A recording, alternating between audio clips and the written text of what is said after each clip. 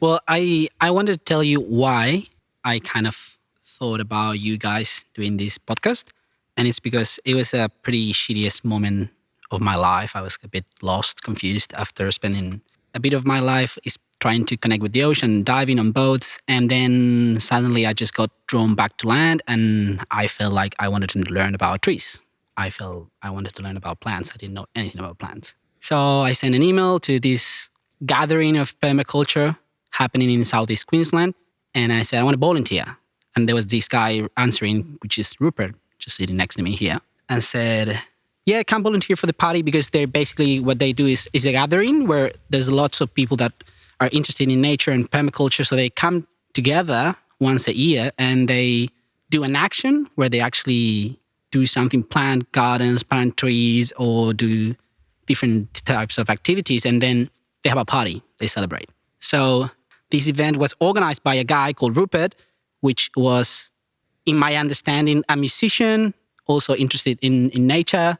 And he wanted to combine both. Like, how can I do this? How can I mix arts, music, what I like to do, have fun, and nature? And then Grounded Permaculture Action Party happening. When I came to this place, I was volunteering and they sent me, just go help Suvi. He's up the top. He's up on top of the field. Go help Suvi. And I came to this place where we are sitting now. And there was this guy, which is a tree man. Like, all I could feel, he was a tree man. So I helped him in the garden a bit and he started talking about trees and plants. And there was one thing that called my attention, which was that he said, wherever I go for the last 30 years, I just plant trees. I don't know if I'm going to stay like for a week or a month or a year, but just plant trees. That's the thing I do. And I said, okay, there's a story I want to try to share here. And the reason why we are interviewing them together is because they live on the same land. So their feet are standing on the same land, they're neighbors, and they both grow food. They both have probably their interests, but they share something, which is plants, which is trees. And they're like, yeah, growing their roots on the same land. So I think this would be a great choice to hear what happens here. And when I say here, that brings me to the opening of this podcast, which is where I want to acknowledge the people, the traditional custodians of this land. And I mean the First Nations people, the Aboriginal people of Australia. And yeah, I would like to spend this minute acknowledging that this is Aboriginal land and pay our respects to the elders of the people of Yugambeh country. So my first question is, what's a food forest? It's a good question. Who wants to go? Probably means different things to different people. Yeah. And I would actually like to begin answering that question by saying that food is far beyond what we generally consider the word to mean. I see it as anything that nourishes us, and that can be on many levels through many senses. So what is a food forest? It's a forest that feeds us, but I would say a forest that feeds us on many levels. And I could expand on that a lot, but it kind of feels nice to leave it at that right now at this moment. Yeah, I think when you say food forest, it conjures up some sort of like ancient dreaming, you know, because we kind of, if we subscribe to the evolutionary theory, it's like, yeah, we've come from the forest.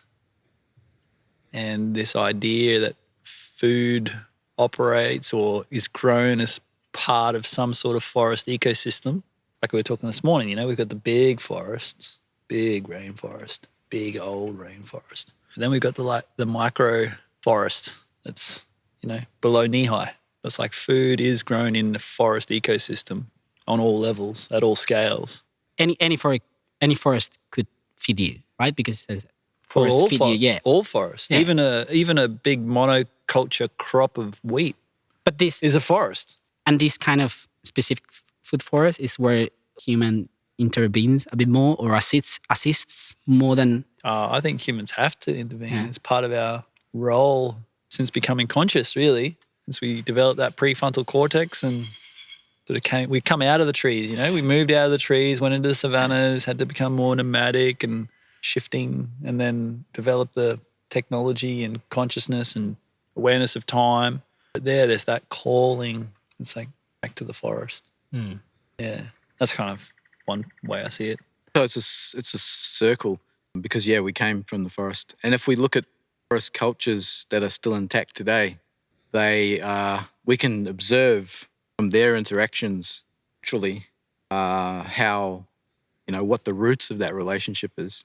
And I like to think of a story a friend of mine shared, which I shared with you a bit earlier, about where he was traveling in the Amazon, living with some forest people, and they offered to take him to their garden, family garden.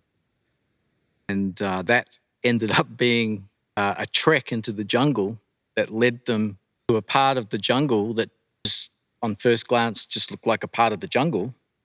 And they stopped. He was like, here we are in the jungle. Where's the garden? And then he realized there were fruit on the ground all around. And when he looked up, he saw that the canopy was all fruit trees.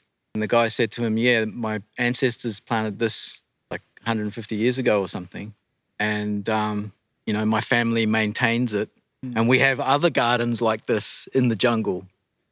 So in their interaction with the jungle, then became a cyclic one, moving from garden to garden. And I think modern permaculture, which is probably most people's understanding now of a food forest when you first mentioned that term, popularized by Bill Mollison and more recently by Jeff Lawton,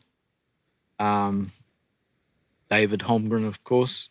That idea of a food forest is more from the perspective of where we are now. How do we create an abundant, permanent culture? And obviously basing our food production on perennials marries stability of the land with abundance and productivity and permanence. So, very much now the perception of food forest is like what we're trying to achieve in terms of self-sufficiency or whatever, but everything that those guys did with permaculture was modeled on what people have been doing for millennia, from observing cultural practices in various cultures that had food forest cultures. Food forest goes back a long way. So I'm coming back to something that you mentioned, is like the modern permaculture. So I don't know much about it. I've been trying to learn, but I feel it's like too wide to attack like in one single hour, right? Permaculture? In the sense like we could be talking hours about what is it, but there's something that I've heard when we were like these activities, for example, like the one that we were doing today. So for this podcast has this section where we talk about nature and we ask people that we believe that they can teach us about what we want to know, what we want to learn. And the idea is not only talk about nature or whatever we're talking about, but also make an action, which is the section called a la pacha, which means back to earth. And this morning what we were doing this morning. So can you explain to us what we were doing, which stage of, so you already planted the food forest, of course, a couple of years. And which isn't a forest yet, but it's in process. Yeah, so tell us what was going on here a couple hours before. Well, we were just doing like a very targeted and timed disturbance to a system that is emerging as a forest. And we've selectively planted things or strategically planted things to assist that process of a forest emerging. And it's that disturbance that facilitates growth. Kind of operates on a physical level straight up just with plants, but then it also, is true on a metaphysical level as humans. It's the disturbance that we face or experience that stimulates growth. So the main goal of that disturbance would be like assisting growth, like accelerating some process that the nature has already. Yes. Yep. We going back to permaculture. It's big. What's permaculture? Like really quick to people that probably never heard about that. Look, people like there's lots of different definitions of it. People say it's a design science and with framed with a set of ethics that helps us make more sort of holistic and wholesome decisions. And some people say it's food forests and this and that. if we look at the word permaculture as a portmanteau derived from permanent agriculture originally, more so these days permanent culture. And I sort of see it as, it's like, well, what's culture? Okay, what is culture? It's like it's the stories, it's the art, it's the beliefs of community, of a group of people. And so and then what are those stories, beliefs, observations, facts of reality that are most permanent across time and space? So what is true about human beings existing in community, in culture, that can be translated across space and time, across tens of thousands of years, across every climate. And when we look at it, it's like, well, you just come back to the basics, which is human beings have a fundamental relationship with the land that they live on. We have to. Provides all of our basic physical needs. And then once our basic physical needs are taken care of, we sort of get together in groups and community, and we operate in like communities. And now we're in a macro global community of communities within communities, all overlapping. And then because some people is closer than you, like physically, right? So you can have wider communities that people that kind of engage like in a yearly event or whatever, but there's people around you more close to you physically, yeah. so Well, that's easier to combine, right? In modern day, there's lots of overlapping communities. Olden day, we're talking 20,000 years ago, it was pretty simple definition of community. We were in our tribal bands and that was about it.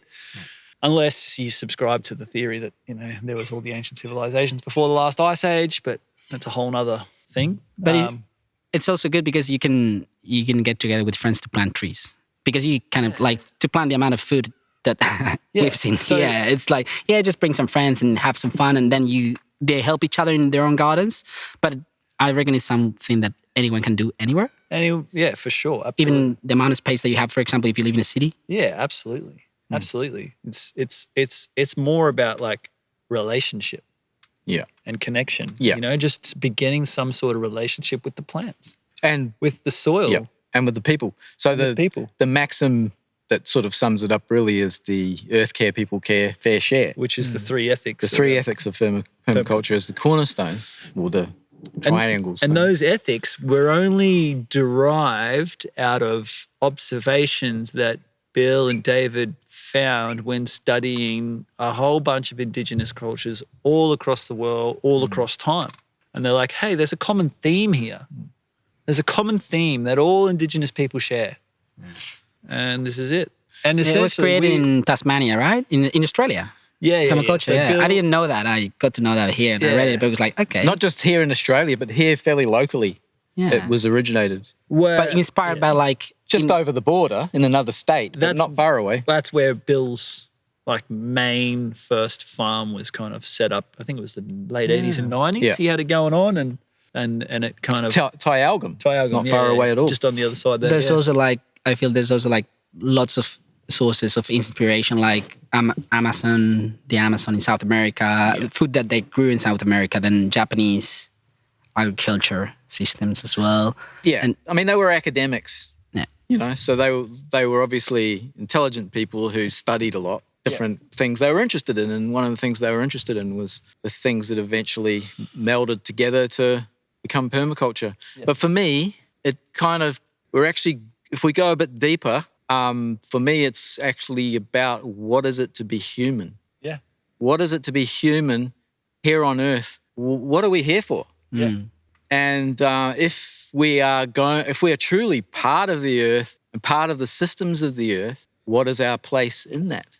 And for me personally, I feel that the human role on Earth is to be stewards. We kind of have a special role that somehow, with the cognitive functions we have some ability to be able to take different elements and somehow create a balance between them. And our role in doing that revolves around our relationships with the earth and our relationships with each other. And that means art and culture.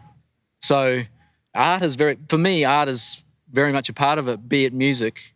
People for millennia have been gathering together, dancing and singing and planting crops and having that relationship. And art of any culture that's well established is functional.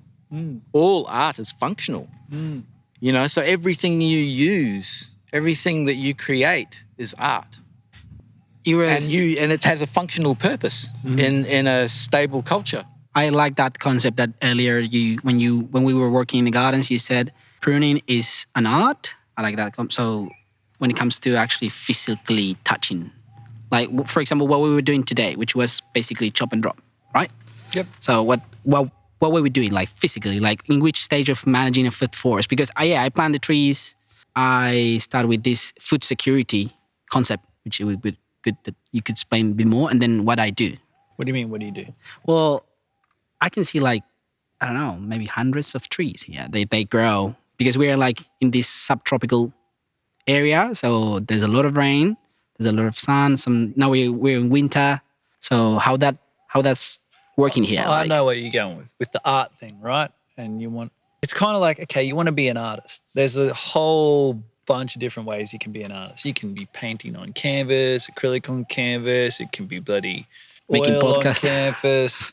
Yeah. Well, let's say you're sculpting something. It could be clay. It could be, there's like a whole different ways, many different ways to create some art piece. Like working in the garden is the same thing. You've got to know how each tool works, and every single plant is a tool, and you've got to know how that works, and then how you can work with it so that it can do what it is just normally naturally going to do, and then create your masterpiece. Because like Suvi was saying earlier, it's like, all right, I got my tree. What is that ultimately going to be? How long is that going to take? So how do I what am I going to do in between? What else am I going to let grow around it? So you kind of, it is definitely an art form to it. It's a dynamic art. Dynamic art, yeah. So we are landscape artists. We are, bloody oath we are.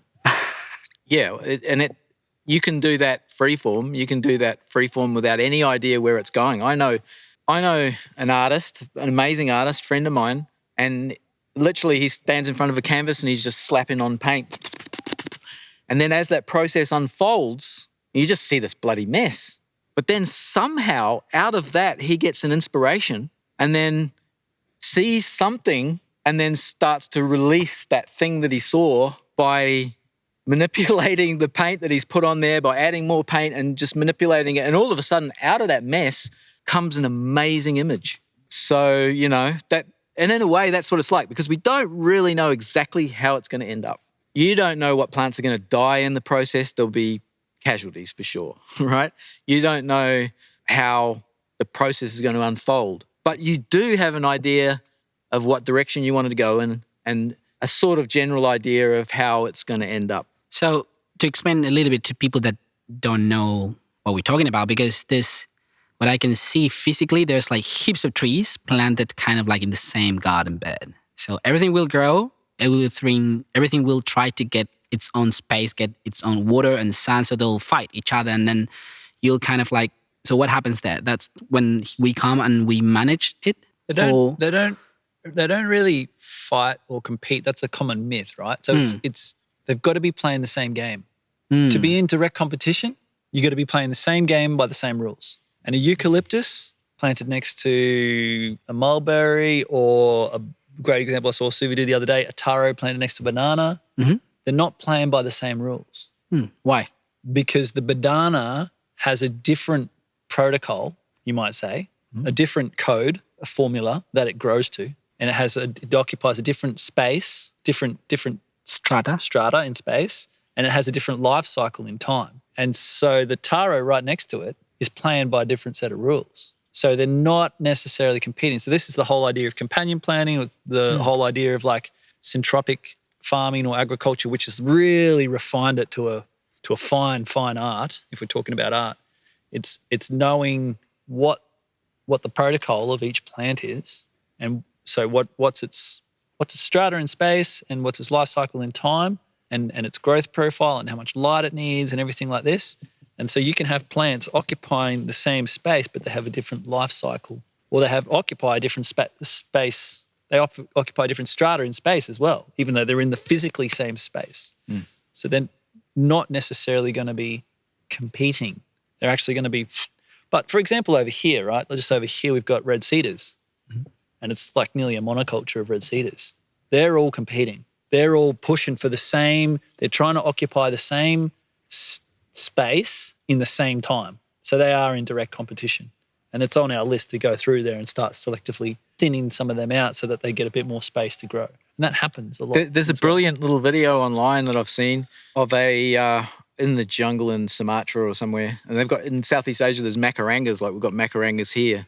There's macarangas in a lot of the jungles of Southeast Asia. And just like here, they grow quite big, but they're a pioneer, and they colonize vacant space basically to get things going. And there's a brilliant video where a giant tree in the canopy falls in the forest, right? And then basically from that moment, and you've got all these seedlings. So in the forest, what happens is seeds are dropping all over the place. All the time. On the forest floor. And they just sprout, and then they just sit there and almost in a dormancy at just a small size until something triggers. If the light comes in, there's the disturbance, and that triggers the growth. And then it's a race. It's a competition. Because ultimately in the forest, ultimately down the track, only one of those plants is going to really fill that space. And so, yeah, there's this video where they time-lapse photography over time, this race for the canopy. And it goes through a few winners because the pioneers are first. So you get pioneers that reach there first, but they're short-lived. And below that, in that first pulse, some of the climax species made it a bit further, and then they went into sort of pausing again, right? And then when the macaranga dies that took the space, so there's a whole process depending on what its eventual function is and its eventual purposes and role is. I like how names are coming up now. Macaranga, cassava, taro. So probably people that they don't know it, they'll be like Googling it. Because it's different where you are, right? Because of the landscape and climate where you plant. But talking about Southeast Queensland, which is a subtropical area. Yep. Tell me five plants. Like you say, like you must have these plants to start with. What do I plant? What's your intention? I bought a little bit of land and I have some trees and it's kind of like a mess. But instead of I want to plant stuff. Not only food, like natives as well. But which would you say 5 foods that you say like this is 5? So you're just concentrating on food. Yeah, it doesn't necessarily have to be the article. You know the article, so then we're gonna share some information where to find more information. But not the survival foods, but it could be those there. Or what is that we have there? Like whatever. Well, Suvi was talking about pigeon pea this morning. That's a really good one. But it depends, like where you are. It's like you can use what naturally grows there. And like Suvi was saying, it's like what's your purpose? It's like look at what's growing around and look at what wants to grow, and then use that to your advantage. So and then you check the one that you want in the middle. Yeah, well, it depends on what what you want, where the land is at in its journey of establishing itself as in its full expression, right? Of its what it wants to be, whether it's the savanna kind of grassy plains or it's actual forest in the hills, like this one, like a rainforest. Yeah. This is the forest. Yeah, we're in the forest, even though there's lots of cleared land around us. But I like that it's like surrounded by native species and the actual native forest. Like there's also a lot of weeds here. Yeah, weeds. And there's a definition of weed, which is a plant out of place, out of context. I like that definition. To a steward, there's no such thing because they're just playing a role. Yeah. And if you look at where weeds came from, most of the weeds are either something that evolved in, say, a temperate climate after the Ice Age to colonize vacant land when the ice receded, or in the tropics because you've got such a dynamic, especially in a rainforest, a dynamic situation where there's just so much going on. And like I said, when there's a void, then there is competition to fill the void. And that has created some plants that are so capable of dominating that you put them out of context in another climate or that favors them over even the native species. Then there are some examples where you'll get, say, a vine, for example. In New Zealand, there's a vine they call it old man's beard, clematis. It can cover, I think it's something like 1.2 hectares, one plant, of canopy, of forest, one vine. So you were just smothered, right? So there are weeds, but if you're managing, that would have never happened. So if a steward is managing, right? A steward is there kind of playing a role in keeping a balance. And if someone puts their hands up to do that, you could use anything. You could arrive in a new place and your 5 plants, you could look around and see the most successful weeds that are obviously playing that pioneer role, and you could plant them and they would begin the process. And then within that, then you can start putting in the things you want as you acquire them. So there's that approach, or you can choose 5 plants and they're going to produce food, and then use those as your pioneers and get some abundance and productivity from it at the same time. You mentioned New Zealand. So this is a question that I really want to make, because I've been traveling a bit, so I never had the place to grow plants. But I know that you moved a bit. You lived in New Zealand. You planted a food forest there, and you planted some food forest. Couple of food forests. Yeah. So how do you? So you get to a place and you say like, am I going to plant trees that I'm never gonna eat the fruit of? How do you live that process? As I was explaining before about my experiences in Samoa as a child, or as a teenager, where I wasn't really, just to explain, like Samoa is a culture, Polynesian culture, 2,500 years old, basically permaculture in action. And I wasn't at all interested in gardening. I was interested in nature. So just being interested in nature and moving around in a culture that was essentially permaculture in action. When I look back later, I somehow, without thinking about it, absorbed that culture, so that when I then became interested later in permaculture, I started having all these memories of what I'd experienced and witnessed and observed. That sort of made it all real for me. And so when I then decided I'm going to find a blank canvas and I'm going to play around and I'm going to learn how to put this into practice, I kind of already had all of that and was armed with the information of Permaculture 1 and like the principles behind permaculture. But then I was just one person in the wilderness, pretty much, in a community that was in a place like this, but end of the road, surrounded by national parks. Literally the only car you ever hear is if someone's coming to visit. And I had the space to just do it. And there was things I got wrong. Or not wrong, but there were things that could have been done better that I then learnt from. And that's a point, and you made it before. It's like, it's a practice, So it's like, even if you're only somewhere temporary, you're practicing. And it's a practice that you just do for your whole life. So it's like, you could spend, I'm just going to wait till I get my own block, spend 10 years doing all the research in your head, and then 20 years even maybe, and then you finally get on the block and you've wasted the time. You could have been doing anything, anywhere. And then if you leave, someone else will enjoy it, and then you'll leave somewhere else that someone already planted. And and this is like one thing, because we're both not landowners, and Suvi's been doing it for 30 years. I'm only up to about 6-7 years planting food forests. And it's like, you don't own the land, but it's like, if everybody did this, it wouldn't matter where you move to, because someone else had been doing it before you. You've been learning, and you just step in and you keep doing it, and we all become custodians and stewards of everywhere. Yeah. So you realise, when you reach that point where you realise the whole world is my garden. Yeah, that's right. The whole world is your garden. Did it ever happen that you had to leave a place that you've been planning for a long time, and how do you felt about that? I left behind a 16-year-old food forest. And when I left, I never intended to leave it. I left, I intended to leave and go away for a year or something, and I intended to go back. And I didn't own it, the share of that land, of that community, and the owner decided she wasn't going to let me to come back. But the interesting thing was, if she'd have turned up there when I was actually living there and said, you can't live here anymore, I would have been devastated, absolutely devastated. And I couldn't imagine deciding to not ever be there again. But when she actually said, you can't come back, I'd already come here, right? Started creating another food forest, totally embedded myself in the landscape here. And when she said it, I just went, oh yeah, okay. It was like water off a duck's back. Just keep it going. And it was almost like it was just a natural flow.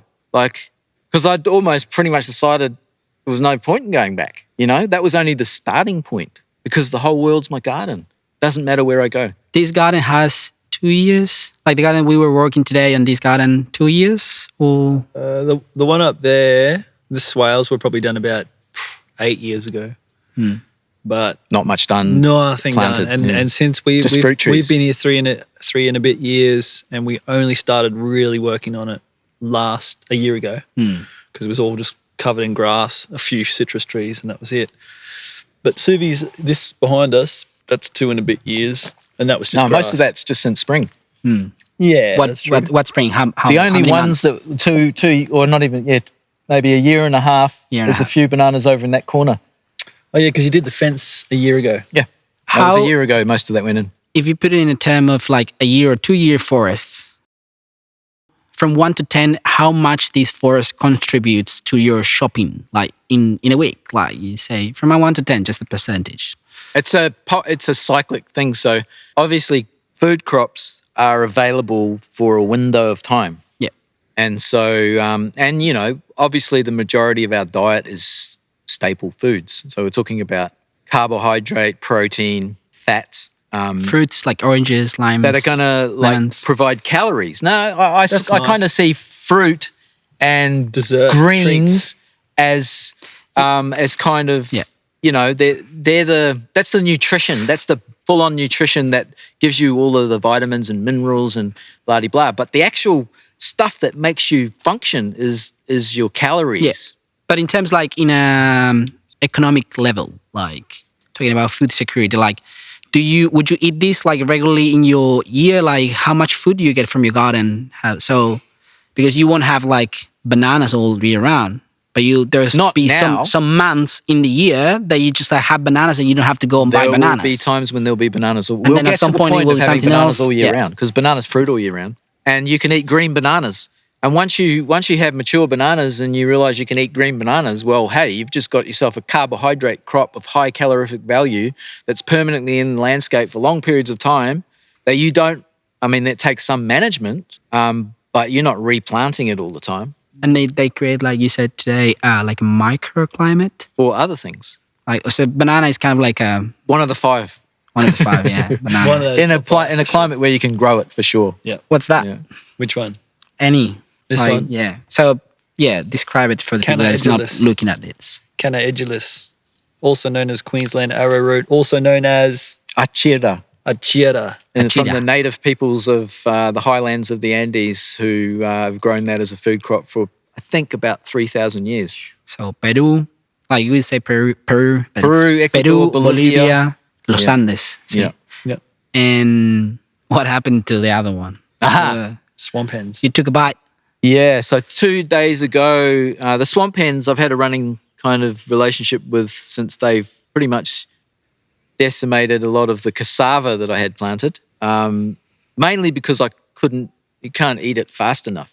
Yeah. So I got a lot to eat for a period of time, and and they got 2/3 of it in that time.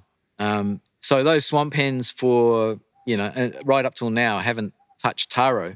They only touched cassava. Yesterday morning, I came out and that had been eaten. So I made a bit of a scarecrow, which doesn't really work. This morning, But you can still eat that. Like you kind of like I can still shared eat it. this, yeah, but You could I've plant lost it a too? bit, Could you but plant that again? I've caught it early, so now I need to strategize how to ensure that I get to eat my taro. So I might pulled out a nice. What do you have? There's an Oh, example of taro. That's a taro. That's actually just a piece of that one. Well, if you're listening to this podcast in Spotify or whatever, Yeah. and you want to see this, you probably have to go to the link below the description and, I don't know, check it out. So it's a food crop from Asia, which was taken into Polynesia and their main staple food for a lot of Polynesia. It grows in water. It's toxic when raw to most mammals, except rats, who seem to have a tendency to be able to tolerate levels of toxin, and also birds, Bush turkeys. bush turkeys, and swamp everywhere. hens.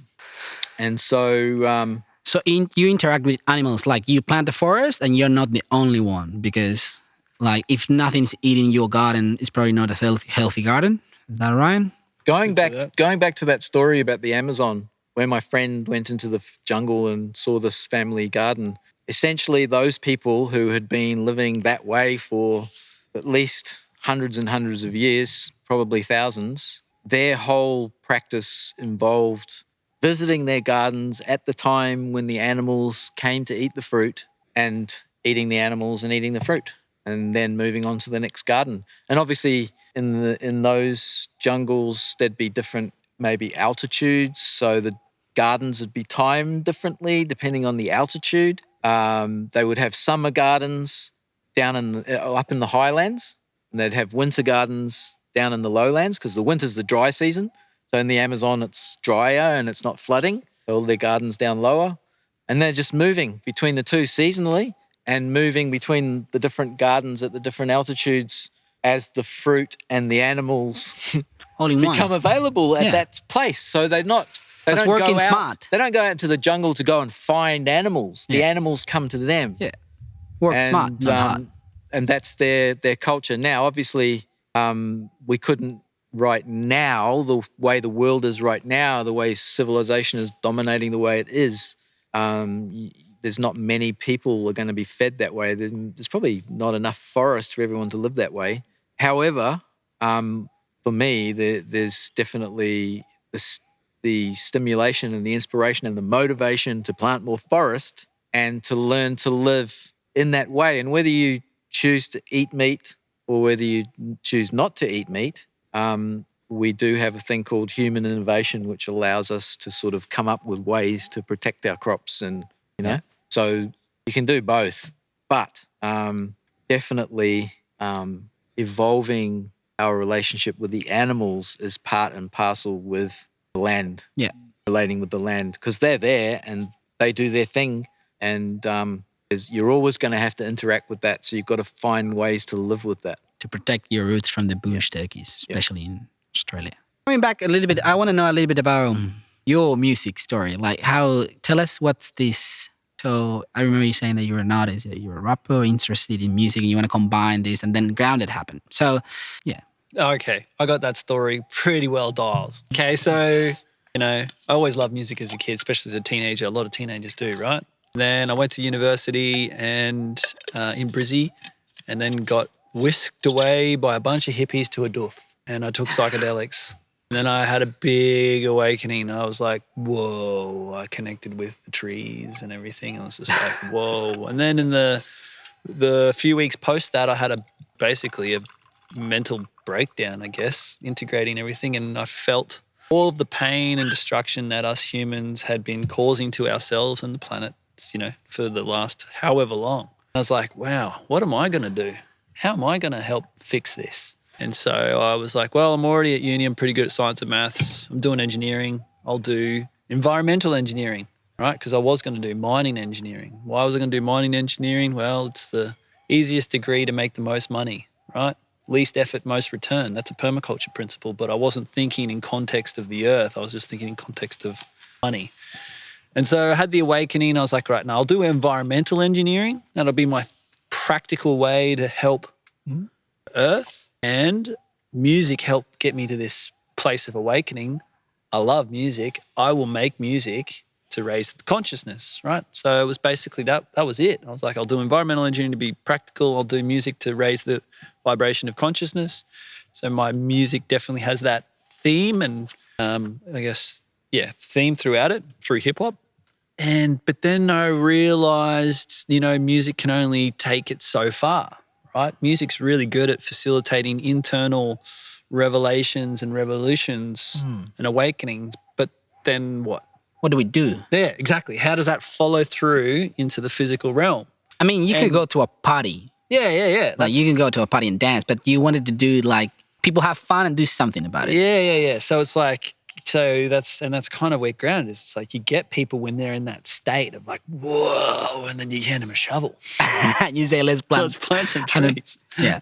So so you want to share just the social media of Grounded, or how is it called? So people can look for it? Well, the organization's called Grounded Permaculture Action Party, and it's incorporated, so Inc. So basically you get together, you can do a course of permaculture, 2 weeks. Yeah, so we have we have 2 PDCs a year that you can do with us. And then we have our action parties, a couple of big events throughout the year, lots of smaller retreats, lots of smaller one-day informal get-togethers. So you learn about nature, you get to do some action, meet some people, have some fun, eat good food, and learn about permaculture. Pretty much, yeah. What we've been doing forever as humans, like pretty cool. what our ancestors have been doing forever and what our descendants will continue to do forever, no matter what happens in the world. People are going to look after the land and grow food and share that food and celebrate. That's just what's going to happen, no matter what happens in the world. It's like the people that will survive will do that. And you play music. And people will play music. Celebration, of course. That's what happens. So it's what happens, right? You're a community. You've come together. You've taken care of your physical needs, and you're like, cool. Spend time in nature. We got everything sorted. Clean everything. What are we going to do? Let's have fun. Let's celebrate. Let's sing and dance. And Subi, you say you wanted to share a webpage or project? I have a Facebook page called Food Forests for Food Autonomy, which I've kind of managed very minimally, but I put stuff on there and it's got slowly getting a bit of a following. So it's kind of creating a little bit of a platform that I haven't really done anything with yet, but that's kind of poised to have a lot more input from me that then I can kind of develop a bit more. Yeah, so people are welcome to go there and check it out and look ahead that there's going to be more stuff coming on there. Mm-hmm. So we have Pigeon Pea. We have to finish the 5. Pigeon Pea, that's banana. That wasn't in the original 5, but yeah. What wasn't? Oh, which one are the original 5? More carbs, didn't you? The little article that I put out was focused on perennial carbs. Yeah. And that was banana, cassava, taro, sweet potato. Oh, what was the last one? Arrowroot. Queensland arrowroot. So we have Queensland arrowroot over here. Yeah. Canna edulis. Canna edulis. Which is South American. Yeah. Like really good to eat it raw as well. You going to eat it raw? You can eat it raw. I wouldn't say it's good to eat. Yeah. Prefer it good. There's a big difference between edible and palatable. Yeah. Cassava, that's cutting. Yeah, so that's the easiest thing in the world to plant. It's like basically stick in the ground, mulch.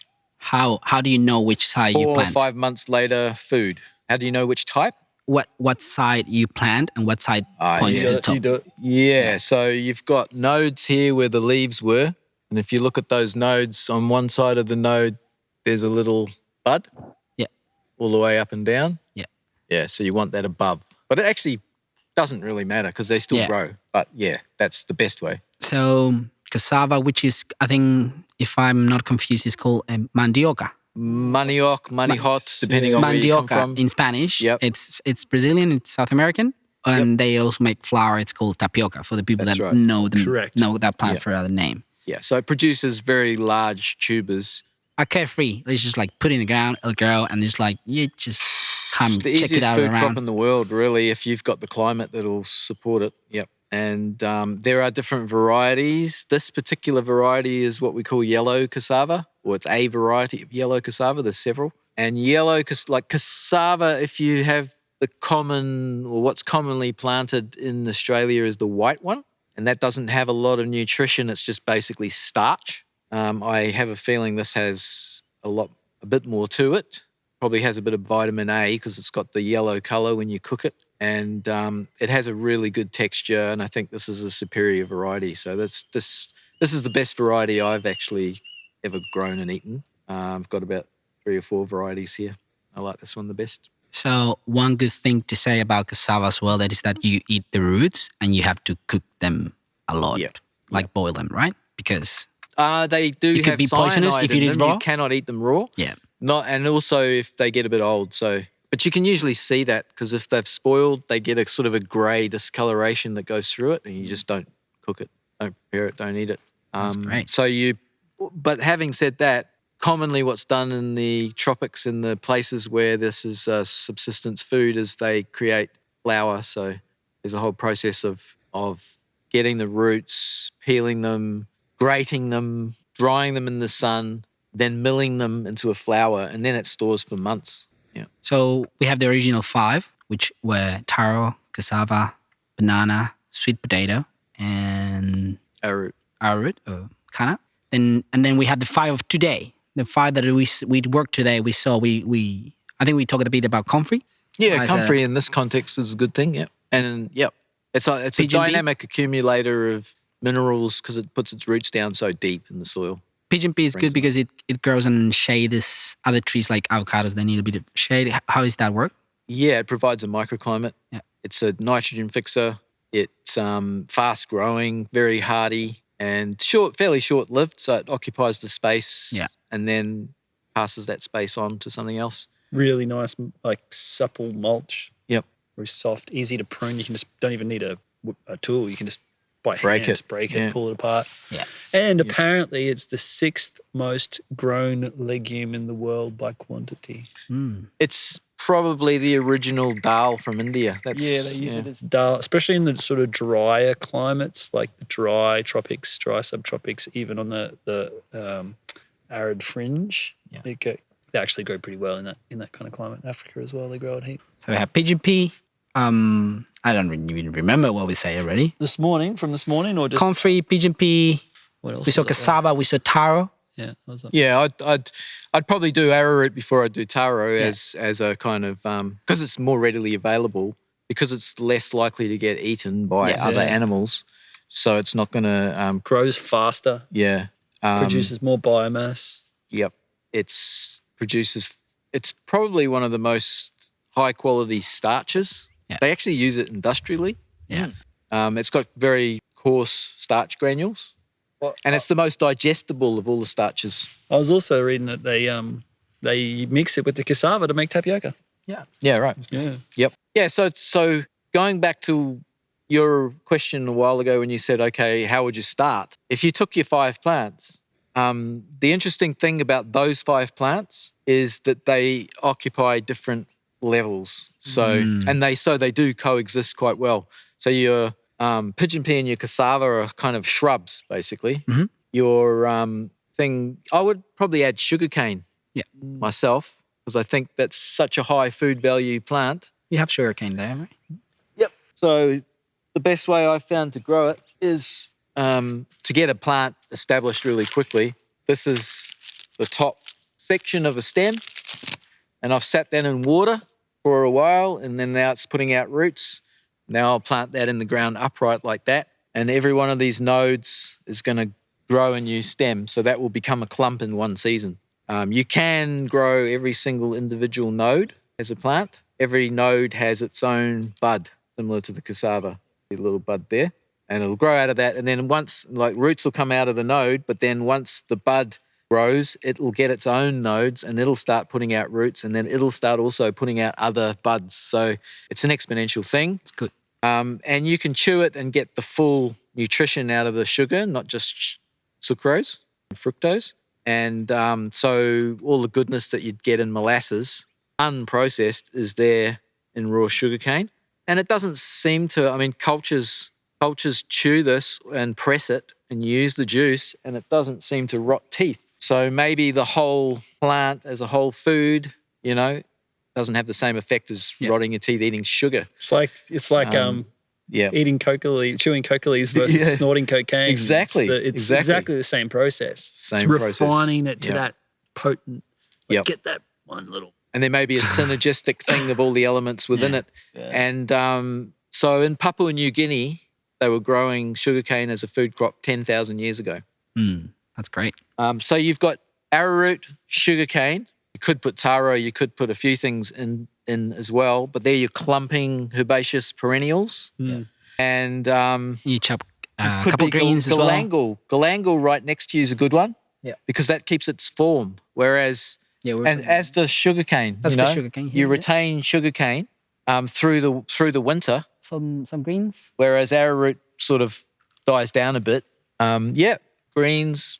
So Well, then this is purple, but that's just shrubby stuff. So you want to have a sort of clumping perennial sort of structure with shrubby stuff that's going to provide biomass and canopy. And then your banana takes it to the canopy to another level. And if you put those things together, you've got abundant food.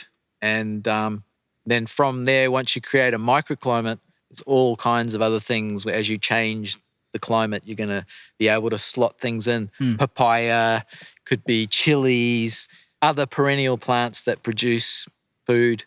Ginger and turmeric we were talking about before as fantastic food forests, And the medicine as crops, well. and medicine, and culinary uses, and crops that you can make an income out of if you're still needing to do that. And so there's a lot of elements there that you can build on once you've got that basic pioneer structure happening. That's great. I think this conversation has been really great. I feel that we're coming to a conclusion of it. But I don't know if you have something else to say. You can say that. But I know that you're a rapper as well. So I was feeling if we could end the podcast with you rapping, and when you finish rapping, that's it. Like it can be like 1 minute. Put me on if the you feel spot. like. Put me on the spot. Before that happens, I've got 2 shout-outs I want to make. The first one is to my mate Philip Harry Malt, otherwise known as Harry, who was the guy that visited those people in the Amazon and came up with that story of his experiences there. So big ups to Harry out there. And also to my son, Pawi, who turns 5 today. Unfortunately, I can't be there with him for his birthday because I'm here doing this. Oh my God, thank you so much for that. So that's a bit of a sacrifice I've made. I didn't know that. He's an amazing kid who's like having the opportunity to see all this in process. And I'm really looking forward to how that kind of unfolds for him in his life. Okay, thank you so much for that. But I'm sure you'll celebrate soon. Would you like to thank you? You can look your music, We can actually connect the headphones to your phone and you can listen if you need it. But you want to thank someone, Rupert? Give a special thanks. Guys, everybody, the universe, my family. Yeah, that's good. My friends. I would like to thank my family as well. Mi familia. Thank you. Gracias. Yeah, man. No, it's good. I'm just trying to think of what. You can just rap like for a second and just make whatever you want to do. Oh, yeah. You need music? Do you need music? No. We can just put some music here. Okay, I got something. Right. This is old. It's kind of like a go-to. I don't think I've ever published it anywhere officially, but yeah, right? Yeah, okay. I think it's on point for this conversation. Okay. The people with the power are talking doublespeak and backtracking on their words like their shit don't stink. I have to think twice and read 3 times just to cut through the spin. Sound bites bait the hook, but they ain't reeling me in. With their propaganda to command the fear within. The real people with the power, you can't vote them in. Puppeteers pull the strings and the curtains wearing thin, and I'm here to demand we tear down this shit. Let's philosophize on paradigms to change the way we live our lives and meditate on miracles that happen right before our eyes. The turning point is coming, and the moment's going to mobilize the minds of the masses that are waiting for the sun to rise. Steady as we lie, spreading truth from the underside, emerging from the belly of the beast after a hunger strike, dispelling all these sordid lies while feasting on this gorgeous mic and propagating awesomeness in all directions far and wide. Woo! Thank you, bro. Wait. Nice. That was so good, bro. Thank you.